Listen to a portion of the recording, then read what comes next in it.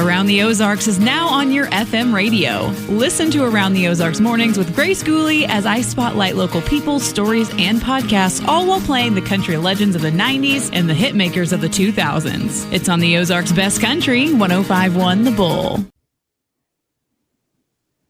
It's time for Around the Ozarks News, brought to you by the Springfield Greene County Park Board, Thompson Sales, Kitchen Land USA, Advanced Car Care, Smouse Brothers, and United Plumbing. Here are your hosts, Ethan and Sarah Foreheads. Hey there, good morning to you on this Tuesday, and boy, it's really everyone waking up to tragic news. This is a day that will go down in the history of the Ozarks in a horrible way. Absolutely. The manhunt is over in Christian County, the one that was going on when most of us went to bed last night. But 2 Christian County deputies were killed in the process in a deadly shootout between a man named Richard Byrd and law enforcement. Again, 2 deputies killed, 2 others were hurt. One of the deputies was killed at what would be a normal traffic stop. And then the next events ensued, which was a manhunt for a while, a standoff for a while. So now we know 2 deputies dead. One of them is Gabriel Ramirez. He's 30 years old from Christian County. The second one, his name has not yet been released. Terrible. Also, they did capture, and kill Richard Byrd. This is who law enforcement was fighting with, Richard Byrd. He was also killed in a gunfire exchange. We also know 2 deputies were injured. One of the injured is from Christian County. The other injured is from Webster County, but those are not life-threatening injuries, which is fortunate. You remember the blue alert likely that you got on your cell phone yesterday afternoon around 4 o'clock. Kind of came in almost like an amber alert, except for it was a blue alert. Everybody's phone went off. That was after the initial traffic stop just south of Highlandville that led up to the standoff and the subsequent shooting. So again, the man has been captured. The manhunt is over. But the investigation really just beginning. Well, and the horror of it really just beginning for the families of these deputies.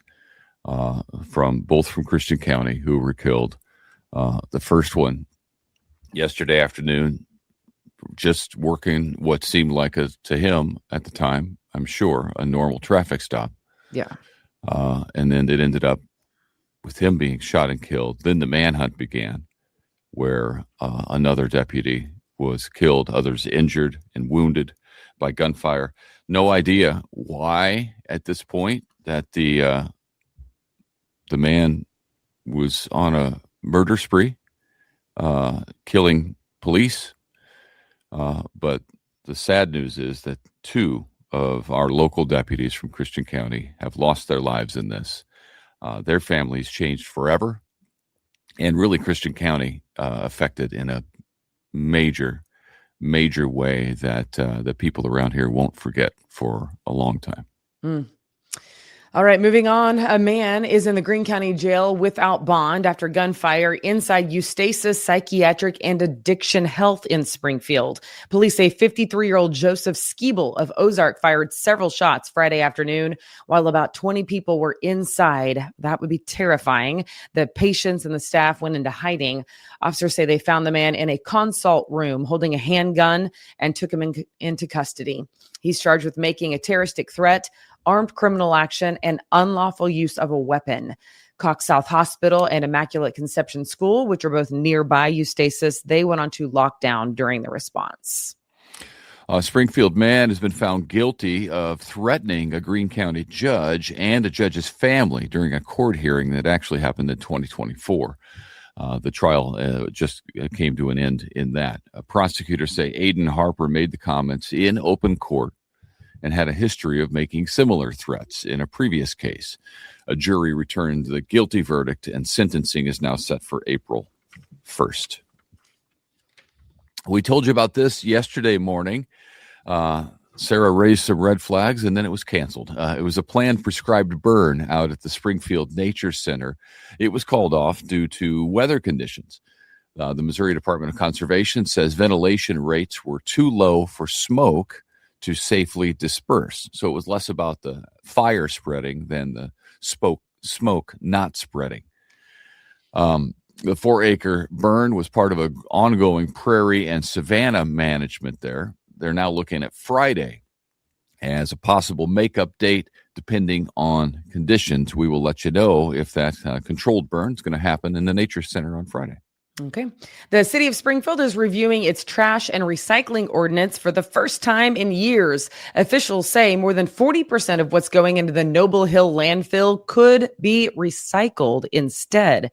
The city is considering changes to collection standards, hauler requirements, and communication with the public. Public input sessions are set up for March 10th, 16th, and 24th at locations around Springfield, with possible council action later this year. Absentee voting begins today, February 24th. Today's the day for the April 7th general municipal election. Voters who qualify can cast a ballot in person at the Greene County Election Center on North Boonville, weekdays from 8 to 5. Mail-in absentee requests must be received by March 25th.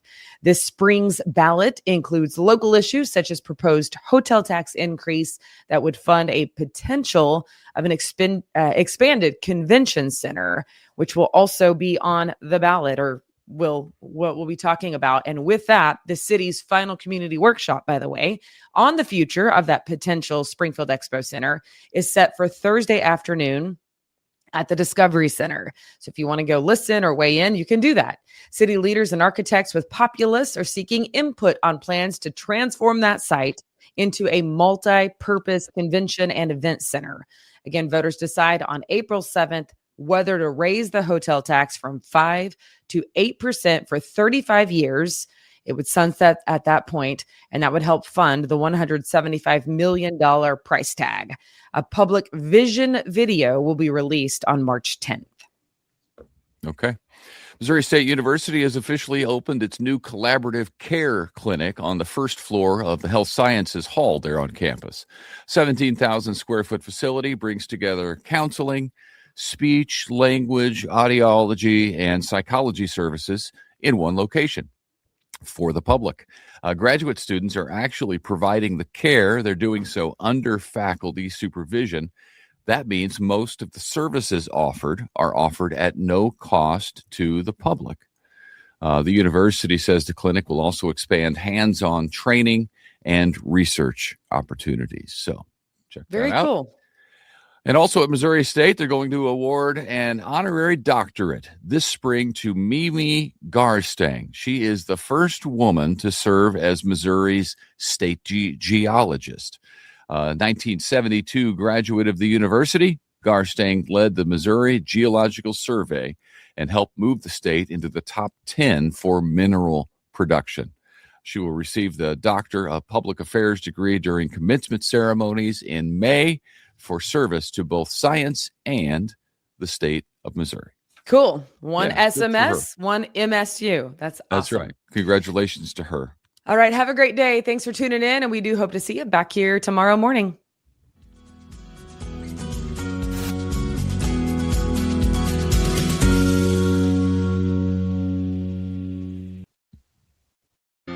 It's time for Around the Ozarks Wake Up Weather, brought to you by Command Family Medicine, Heating and Air Paramedics, The Trailer Ranch, Hewitt Messenger, and Taylor Grubaugh Chevrolet.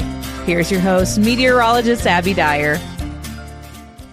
Good morning, everybody. We've got temperatures this morning that are chilly once again. It was a cold day yesterday, wasn't it? With highs only managing to climb into the upper 30s and low 40s. And today is going to be better. We've got highs back into the 60s, but it's a windy day, and that's leading to some brisk wind chills early this morning. We've got temperatures starting out in the mid-20s, feeling like the teens in a few places because of the breeze. The difference in the forecast today is that later that becomes a south breeze. So it's going to be drawing up some warmer conditions for us across the region.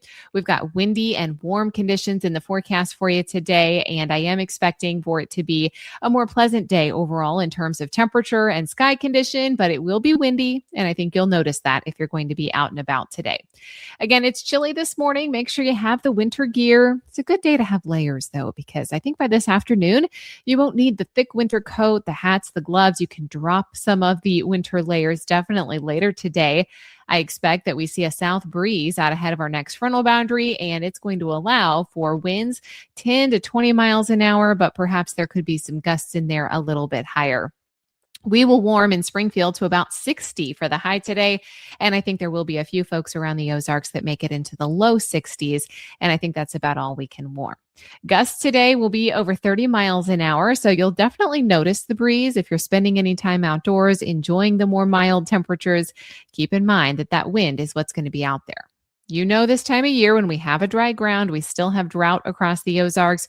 We have low relative humidity values. The air is incredibly dry and you've got the winds. It's all this combination that allows for elevated fire danger to develop in the Ozarks. And that's definitely going to be a concern for us today as temps are a bit warmer with highs stretching from the upper 50s to the lower 60s and winds gusting to 35 miles an hour. Today, relative humidity, it's around 20%. So the air does not have a whole lot of moisture in it. And in these conditions, fires can spread very rapidly. So outside burning today is discouraged. Also avoid activities that can cause some of sparks or open flames, things like that. Avoid parking on dry grass. Save all that activity for when the humidity is a little bit higher. We have even warmer conditions in the forecast for you tomorrow. I think highs get back into the mid 60s tomorrow. And then rain chances start to return for us as we head into Wednesday evening and Wednesday night. That's going to carry us over through early Thursday morning. In terms of the rain, I think that maybe we could have a couple rumbles of thunder, but overall, these are just light rain showers.